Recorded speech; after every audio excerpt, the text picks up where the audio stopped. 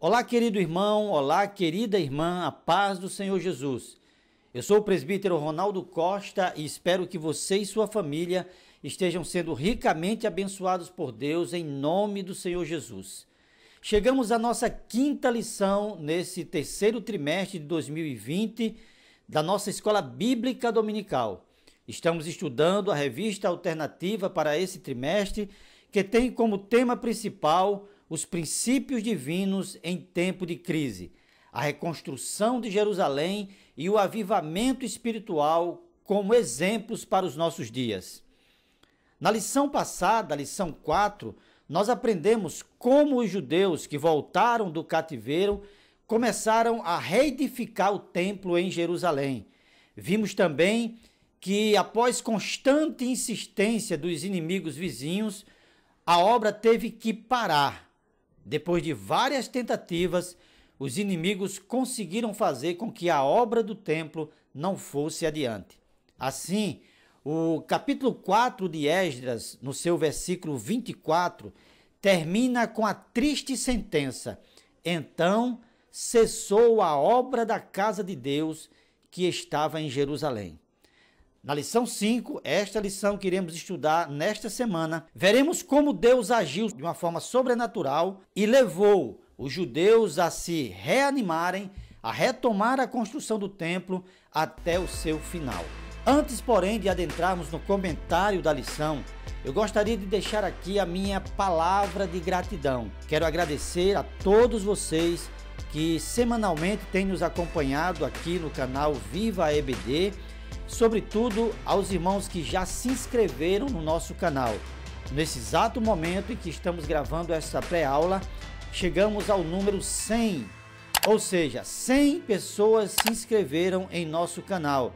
Eu sei que tem muita estrada por diante, mas chegamos aqui graças à sua atenção, à sua ajuda, e eu espero que esteja de fato contribuindo com o ensino na Escola Bíblica Dominical. Vamos então para a nossa lição número 5, em nome do Senhor Jesus.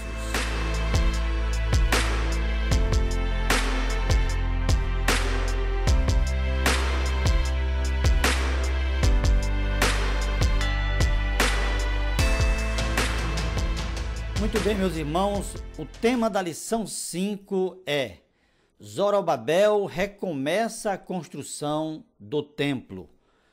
O nosso texto áureo, que se encontra em Ageu, capítulo 2, versículos 10 e 18, nos diz o seguinte: ao 24º dia do mês, nono, no segundo ano de Dario, veio a palavra do Senhor pelo ministério do profeta Ageu, dizendo: ponde, pois, eu vos rogo, desde o dia em que se fundou o templo do Senhor, ponde o vosso coração nestas coisas. A nossa verdade prática diz o seguinte: sob o poder de Deus, a igreja torna-se imbatível no cumprimento das tarefas que Cristo lhe entregou. A nossa leitura bíblica em classe se encontra em Esdras, capítulo 5, versículo 1 e 2, Ageu, capítulo 1, versículo 1 e 12, e também Zacarias, capítulo 4, versículos de 6 até o versículo 10. Na introdução da nossa lição, lemos o seguinte: nesta lição, estudaremos como Deus, depois de a construção do templo ter ficado parada por 15 anos, enviou socorro através do ministério de dois profetas, Ageu e Zacarias. A lição passada, nós pudemos perceber que ela terminou de uma forma muito triste. O comentarista enfatizou o fato de, por causa da parada do templo, os judeus estarem tristes, cabisbaixos.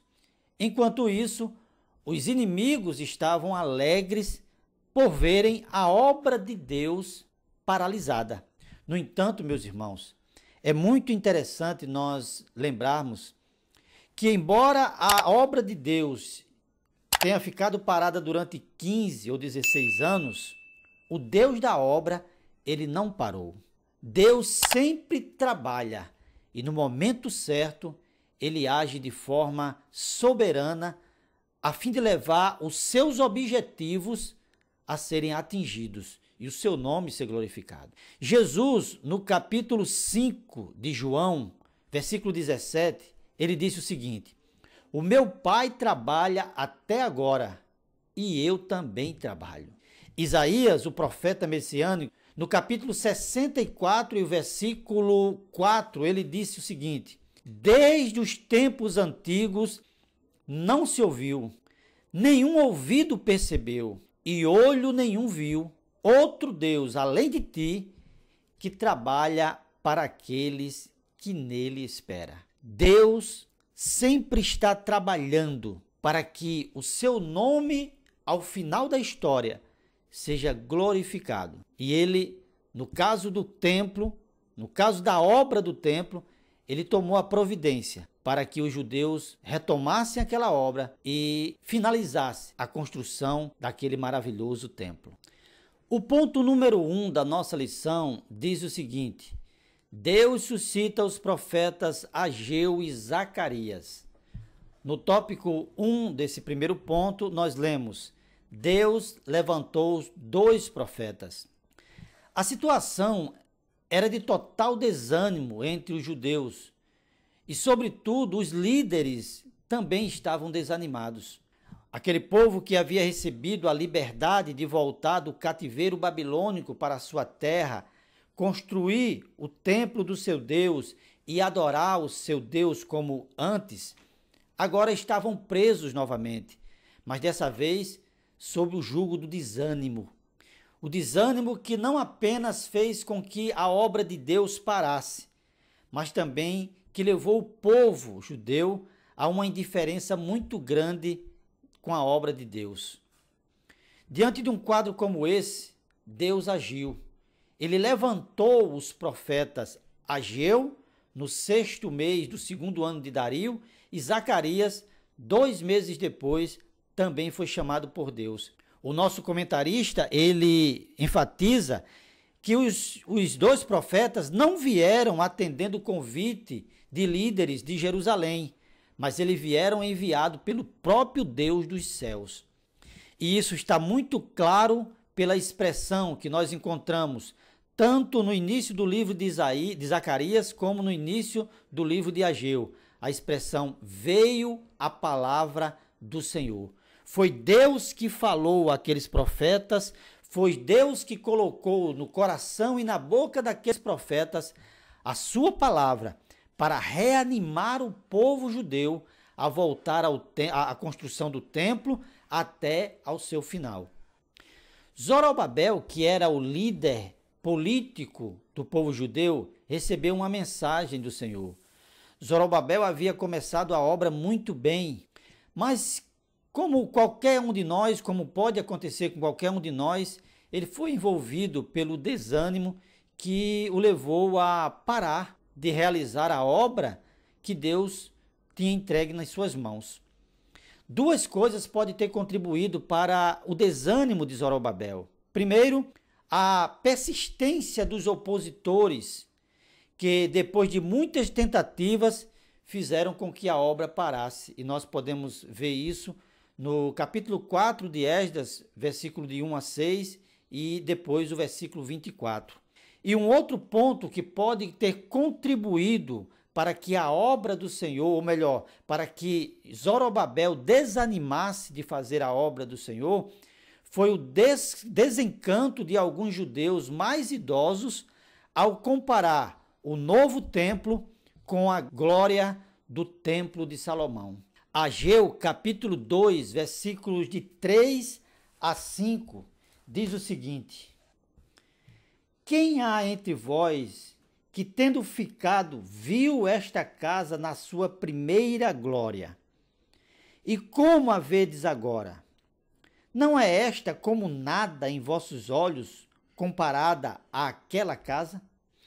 Então veja que esse versículo parece deixar entendido que havia um desencanto por parte daqueles que haviam contemplado a glória do templo de Salomão e que agora viam os alicerces do templo sendo lançados, e quando faziam a comparação, eles simplesmente lamentavam, porque entendiam que esse templo não poderia chegar a ser como aquele formoso templo da época de Salomão. Mas a palavra de Deus para o povo era que a glória dessa última casa seria muito maior do que a primeira. A mensagem de Deus para Zorobabel veio através de uma visão que o profeta Zacarias teve de um castiçal que era alimentado por um vaso de azeite e que, por sua vez, naturalmente era alimentado por duas oliveiras. E assim, no versículo 6 do capítulo 4 de Zacarias, está escrito o seguinte: prosseguiu ele e me disse: esta é a palavra do Senhor a Zorobabel, não por força nem por poder, em outra versão, por violência, mas pelo meu espírito, diz o Senhor dos Exércitos. Deus estava querendo dizer a Zorobabel que, assim como aquele cartiçal, aquele candelabro da visão de Zacarias, não precisava de uma intervenção humana para ser alimentado, como eram os cartiçais no templo e também no tabernáculo, assim também a obra de Deus para continuar não precisava de uma intervenção humana. O que Zorobabel precisava era se reanimar e confiar em Deus, que através do seu próprio espírito iria fazer com que a sua obra fosse concluída. A palavra de Deus para Zorobabel continua ainda no versículo 7, dizendo o seguinte: quem és tu, ó grande monte?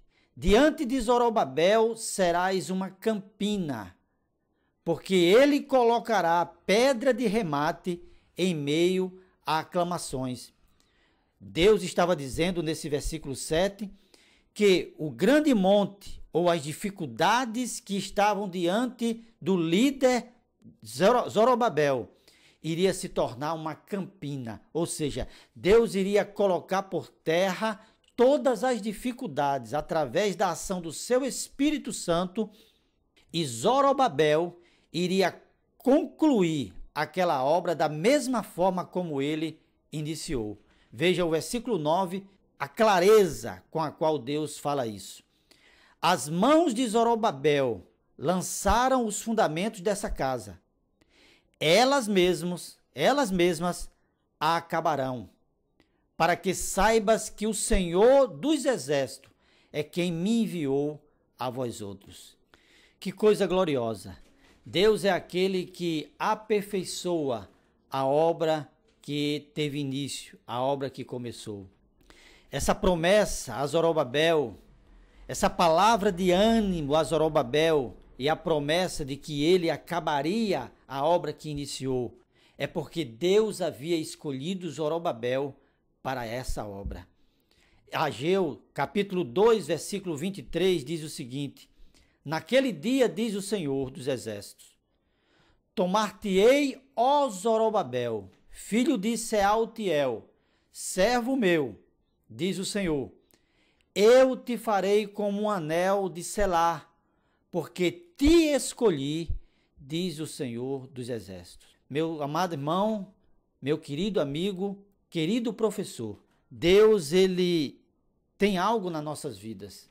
Se Deus pôs uma obra em suas mãos, e se você se sente desanimado, Deus quer te reanimar, porque ele te escolheu para fazer essa obra. Escolheu você e não outro para esse trabalho. A Josué, o líder espiritual dos judeus, Deus falou também através de uma visão que o profeta Zacarias teve. Capítulo 3, versículo 1 de Zacarias diz o seguinte: Deus me mostrou o sumo sacerdote Josué, o qual estava diante do anjo do Senhor, e Satanás estava à mão direita dele para se lhe opor. Josué, sendo o líder espiritual do povo, representava esse povo diante de Deus. E o texto diz que ao lado de Josué estava Satanás, querendo se opor, porque Josué ele estava com as suas vestes sujas, em sinal de pecado, representando o pecado do povo de Israel e também da classe sacerdotal. Todas essas acusações em relação ao pecado do povo, representado através das vestes sujas de Josué, teriam total fundamento, se não fosse a graça e a misericórdia do Deus de Israel. A versão NVI traduz as palavras do Senhor no versículo 4 da seguinte forma: Veja, eu tirei de você o seu pecado e coloquei vestes nobres sobre você. Isso são palavras do próprio Deus diante das acusações de Satanás contra Josué, representante do povo judeu que se encontrava com as vestes sujas, simbolizando o pecado do povo. Então veja, note que Josué nada podia fazer para se livrar daquelas vestes sujas, mas Deus mandou que aquelas vestes fossem tiradas e que fossem substituídas por vestes nobres, vestes limpas. Exatamente o que Deus fez comigo e com você, professor. A palavra de Deus diz que ele nos justificou. E quando Deus justifica o homem, ninguém pode acusá-lo. É o que está escrito em Romanos capítulo 8, versículo 33. Diz o seguinte: quem intentará acusação contra os eleitos de Deus? É Deus quem os justifica. Romanos 8 e 1 diz: justificados, pois, pela fé, temos paz com Deus. Foi ele quem nos justificou. Nós nada podíamos fazer. Paulo, ele retrata a nossa situação no segundo capítulo de Efésios, versículo 1, ele mostra que a nossa situação era de morte. Mas Deus, por sua infinita graça, infinita bondade, nos arrancou daquela situação, nos justificou e nos colocou diante da sua presença, aonde estamos hoje. A palavra de Deus diz que Josué recebeu um turbante, uma mitra limpa. Assim, o cargo de sumo sacerdote é restituído a Israel, que passa a ter de novo um mediador sacerdotal divinamente autorizado. Israel, sim, foi levado para o cativeiro por causa do seu pecado. Mas Deus, naquela visão, diz que Israel era um povo purificado pelo fogo do exílio. Ele era como um tição tirado do fogo. O projeto de Deus para Israel continuava de pé. As promessas do Senhor para aquele povo continuava firme. Através do profeta Ageu, Deus também tinha uma palavra para o povo. Como eu falei antes, o desânimo tomou conta do coração dos judeus. E esse desânimo trouxe uma indiferença em relação à obra da casa de Deus que estava abandonada. Os judeus foram levados a dar mais importância excessiva aos seus próprios interesses, e essa importância excessiva os tornou indiferente à obra de Deus. Quero compartilhar minha tela para que nós possamos acompanhar juntos a palavra de Deus ao povo através do profeta Ageu. Veja que no versículo 3 do capítulo 1 de Ageu, o Senhor diz: Veio, pois, a palavra do Senhor por intermédio do profeta Ageu. E no versículo 4, a palavra para o povo é essa: Acaso é tempo de habitardes em casas apaineladas, enquanto esta casa, ou seja, a casa de Deus, está em ruínas? Essa versão é a versão atualizada. A versão Almeida, corrigida e fiel, diz: vossas casas forradas, enquanto que a casa de Deus esta casa fica deserta. Na versão NVI, está traduzido da seguinte forma: casas de fino acabamento eram as casas que os judeus estavam residindo, enquanto que a minha casa continua destruída.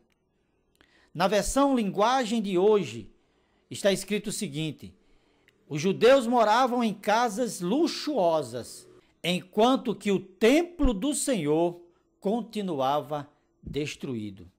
Então veja que a indiferença de fato levou o povo a não valorizar a casa do Senhor. Eles esqueceram da casa do Senhor. Eles diziam que não era tempo de edificar a casa do Senhor. E isso está no versículo 2. A atitude do povo judeu era totalmente diferente da atitude de Davi em 2 Samuel capítulo 7, versículo 1 e 2. Ali está revelado a importância que Davi dava à casa do Senhor. Versículo 1 diz o seguinte: o rei Davi já morava em seu palácio e o Senhor lhe dera descanso de todos os seus inimigos ao redor. Versículo 2. Certo dia, ele disse ao profeta Natã: aqui estou eu, morando num palácio de cedro, enquanto a arca do Senhor permanece numa simples tenda. Quando nós lemos o contexto desse texto que nós acabamos de ler, de 2 Samuel 7, 1 e 2, nós podemos perceber que Davi, ele estava querendo construir uma casa para Deus, porque não era razoável que ele, como um homem, morasse em um palácio de cedro, um palácio de mármore, um palácio luxuoso, enquanto a arca do Senhor continuava embaixo de uma tenda. Essa é uma ótima oportunidade para que nós possamos falar do valor, da reverência que se deve dar à casa do Senhor, ao templo onde nós nos reunimos para adorar a Deus. Ela merece os mesmos cuidados, ou quem sabe ainda mais do que o cuidado que nós damos para as nossas próprias casas. O tópico número 2 desse primeiro ponto nos vai mostrar o seguinte: o resultado da mensagem dos profetas. Esdras capítulo 5, versículo 2 diz o seguinte: então Zorobabel, filho de Sealtiel, e Jesua, filho de Josadaque, começaram a reconstruir o templo de Deus em Jerusalém, e os profetas de Deus estavam com ele e os ajudavam. Que coisa linda! A palavra dos profetas levantou o ânimo dos judeus, levantou o ânimo dos líderes e eles puderam prosseguir com a obra de Deus. Isso não significa que a oposição não viria novamente a querer ameaçar aquela obra. Em Esdras capítulo 5, versículo 3 até o 16, nós podemos ler e perceber que a oposição veio novamente, mas agora havia ânimo, havia confiança em Deus.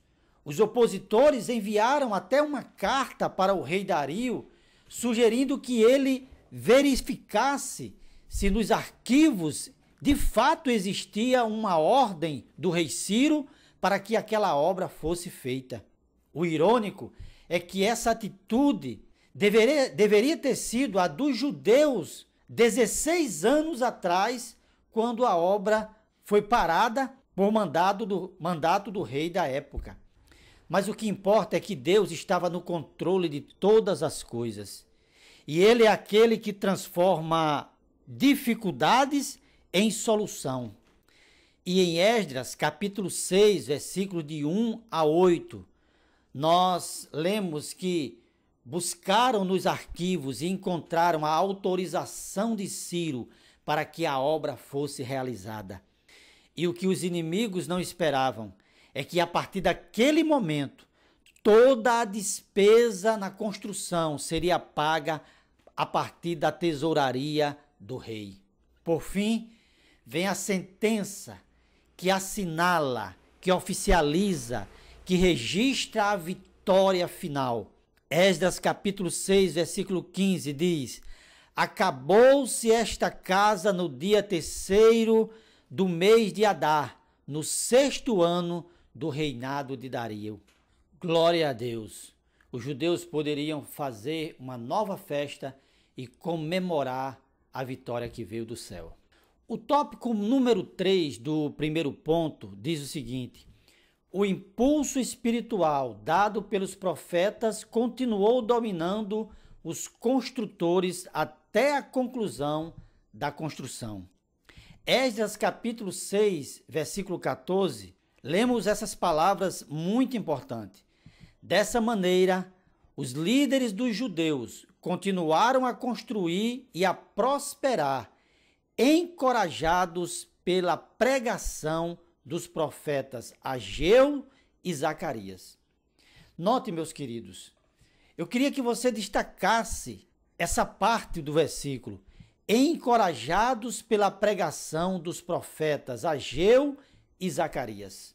O texto diz que os profetas permaneceram na obra, encorajando o povo através da sua pregação. Evidentemente, a pregação da palavra, da vontade de Deus. Antes, havia apenas desânimo e indiferença em relação à obra de Deus, mas quando a palavra de Deus chegou através daqueles profetas e permaneceu junto ao povo que construía a casa do Senhor, houve coragem, confiança e prosperidade até que a obra foi concluída. Se alguém está desanimado, Deus quer nos usar para levar ânimo a esse alguém. Deus quer usar a mim e a você para levar ânimo a essa pessoa. E o instrumento que Deus nos dá para que nós possamos fazer isso é exatamente o instrumento que Deus deu àqueles profetas, a sua palavra. Vamos ao ponto número 2 da nossa lição. O ministério profético, uma prova da manifestação de Deus. Desde o despertamento de Ciro, quando ele aprovou a volta dos judeus à sua terra, Jerusalém, nós temos visto Deus se manifestando poderosamente. Agora, os ministérios de Ageu e Zacarias também era uma prova da manifestação de Deus a favor ou em prol do seu povo. O tópico número 1 desse segundo ponto diz o seguinte: manifestações sobrenaturais no Antigo Testamento. Neste ponto, o comentarista cita 2 exemplos em que Deus manifestou o seu poder através dos profetas Moisés e Elias. Em ambos os casos, vemos Deus se utilizando de homens que reconheciam as suas fragilidades. E esse parece ser o principal critério para que alguém possa ser usado por Deus. Vejamos Moisés. A palavra de Deus diz que, tecnicamente, Moisés estava preparado em todas as ciências egípcias. Isso fez dele um homem, segundo as Escrituras, poderoso em palavras e obras. Atos dos Apóstolos 7:22, o mártir Estevão disse o seguinte sobre Moisés: e Moisés foi educado em toda a ciência dos egípcios e era poderoso em palavras e obras.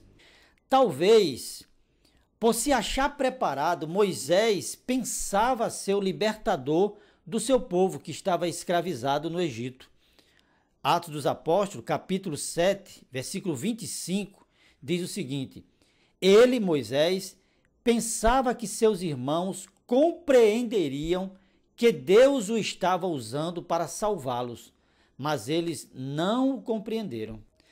É provável até que esse impulso de se achar libertador do povo hebreu, de achar que poderia libertar o povo hebreu naquele momento, é provável que esse impulso tenha vindo de Deus, Porque Hebreus capítulo 11, versículo 24 e 25 diz o seguinte: pela fé, Moisés, quando já homem feito, recusou ser chamado filho da filha de Faraó, preferindo ser maltratado junto com o povo de Deus a usufruir prazeres transitórios do pecado.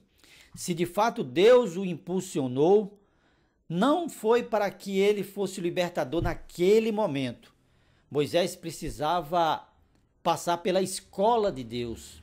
E foi exatamente 40 anos depois, quando Moisés mostrou toda a sua incapacidade diante de Deus, que o Senhor começou a usá-lo poderosamente para manifestar o seu poder de forma sobrenatural. Lemos em Êxodo capítulo 3, versículo 10 e 11, e no capítulo 4 e 10 as seguintes palavras. Deus disse a Moisés em Êxodo 3 e 10, vem agora e eu te enviarei a Faraó para que tires o meu povo, os filhos de Israel, do Egito. Versículo 11, Moisés respondeu ao Senhor, quem sou eu para ir a Faraó e tirar do Egito os filhos de Israel? Veja que ele está demonstrando, ele está reconhecendo a sua incapacidade, a sua insuficiência. 4 e 10 de Êxodo, ele diz o seguinte, disse, porém, Moisés ao Senhor, ó Senhor, nunca tive facilidade para falar, nem no passado, nem agora que falaste ao teu servo. Não consigo falar bem. Essa é uma tradução da versão NVI. Note que o homem a quem Estevão atribuiu capacidade de falar bem quando estava no Egito, agora esse homem chamado Moisés, depois de ter passado pela escola de Deus, ele agora diz que não sabe falar, que tem dificuldade em falar. Foi a esse homem insuficiente, que reconhecia ser incapaz, que Deus disse para ele, eu serei contigo.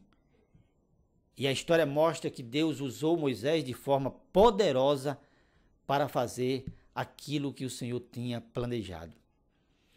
Elias é o segundo exemplo citado pelo nosso comentarista. Da mesma forma que Moisés, o profeta Elias foi usado de forma sobrenatural para salvar o povo de Israel da apostasia no tempo do rei Acabe de Israel.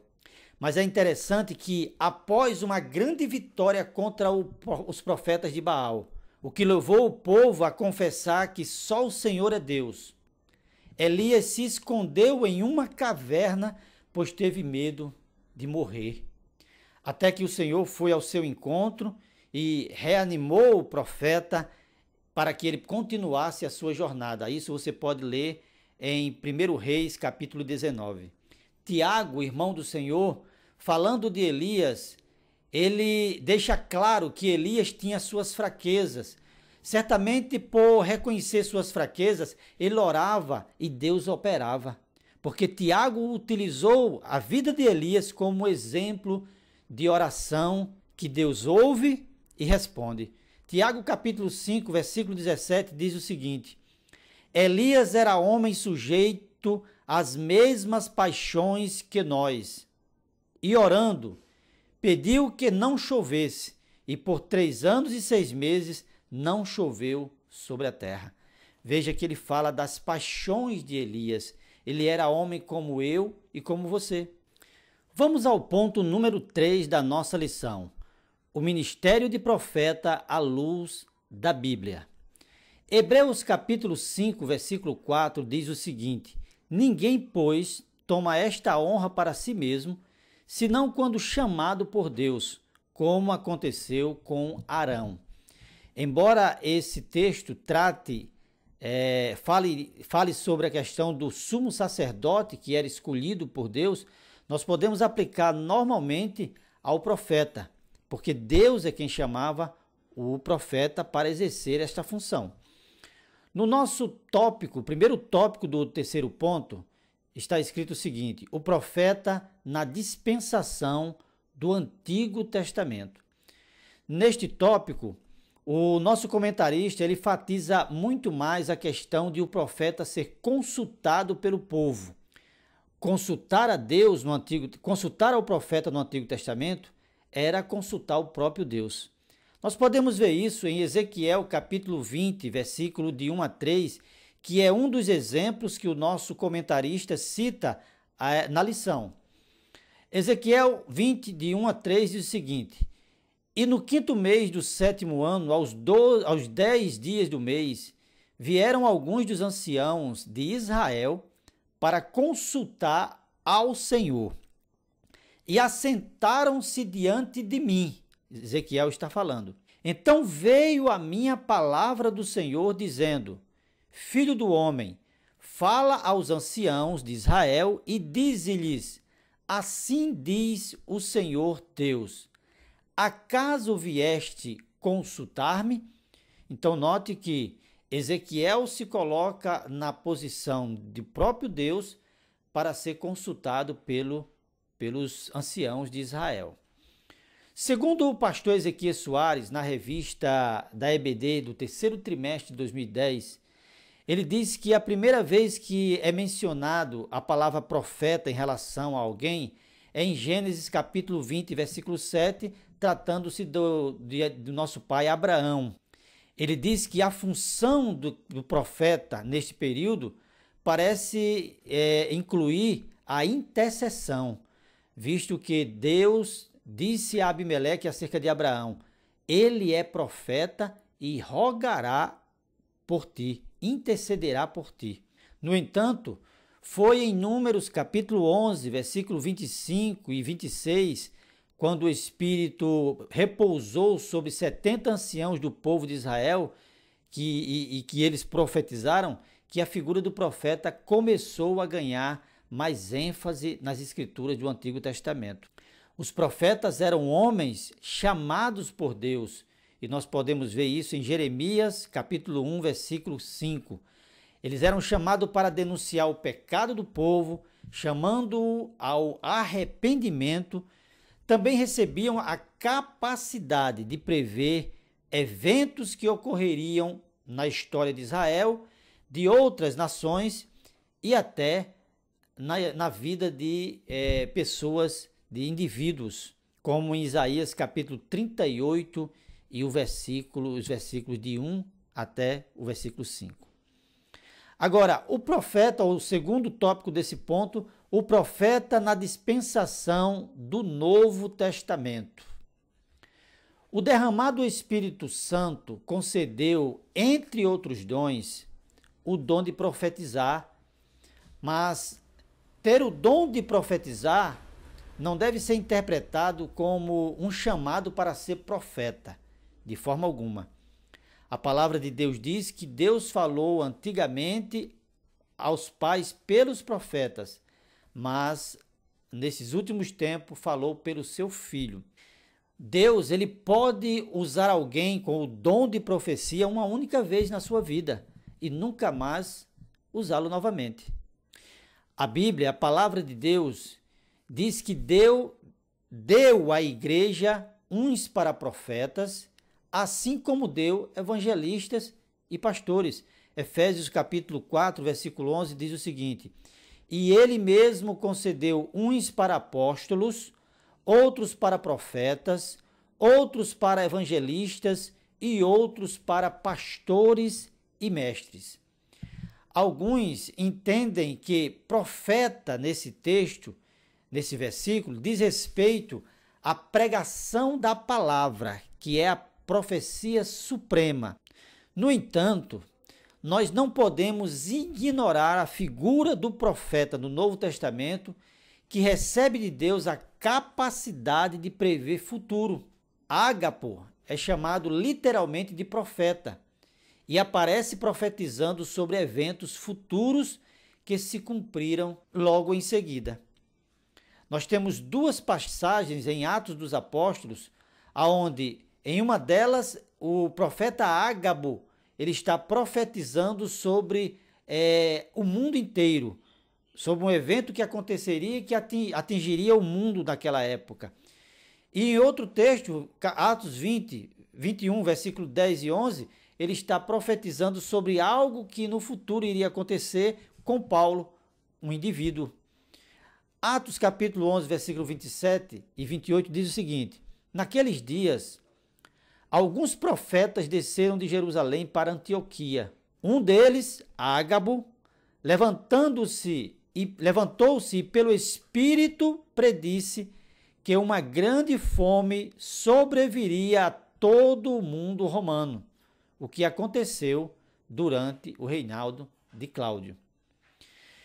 Atos capítulo 21, versículo 10 e 11 diz o seguinte: demorando-nos ali alguns dias, desceu da Judéia um profeta chamado Ágabo, e vindo de ter conosco, tomando o cinto de Paulo, ligando com eles os próprios pés e mãos, declarou: isto diz o Espírito Santo, assim os judeus em Jerusalém farão ao dono deste cinto e o entregarão nas mãos dos gentios.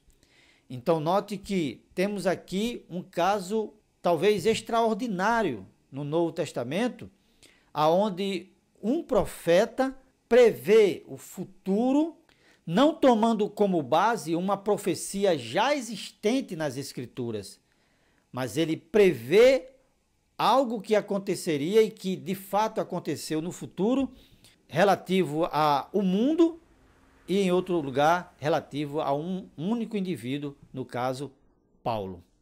Em Atos capítulo 13, versículo 1, diz que na igreja que estava em Antioquia havia alguns profetas.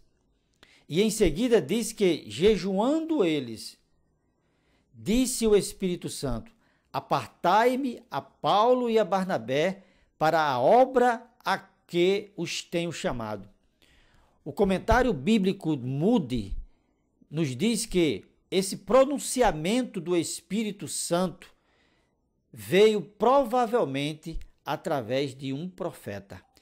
Acredito que Deus, hoje, quando há necessidade, Deus pode usar um profeta para trazer uma mensagem para a igreja. No entanto, a palavra desse profeta deve ser julgada. Leia, por favor, 1 Coríntios capítulo 14, versículo 29, e também 1ª Epístola de João, capítulo 4 e versículo 1. A única profecia que não está sujeita a julgamento de ninguém é a palavra escrita de Deus, pois Hebreus capítulo 1, versículo 1 e 2 diz o seguinte: havendo Deus outrora falado muitas vezes e de muitas maneiras aos pais pelos profetas, nestes últimos dias, e essa expressão nesses últimos dias é entendido pela maioria dos estudiosos e comentaristas da Bíblia, esses últimos dias são os dias que começaram desde que Jesus nasceu. Nesses últimos dias nos falou pelo Filho, e essa revelação em Cristo está registrada no Novo Testamento e apoiada pelo Antigo Testamento. Portanto, o Novo Testamento não admite consultas a profetas e nem que a igreja tenha como atração o movimento de profetas que profetizam sobre casamento, viagens, compras de bens e etc. Estas são palavras, inclusive, do nosso comentarista. E nem tampouco o Novo Testamento admite que um crente se deixe ser guiado pelas palavras de profetas, mas sim pela palavra de Deus. Estamos chegando ao fim do nosso estudo e eu espero que você seja abençoado em nome de Jesus.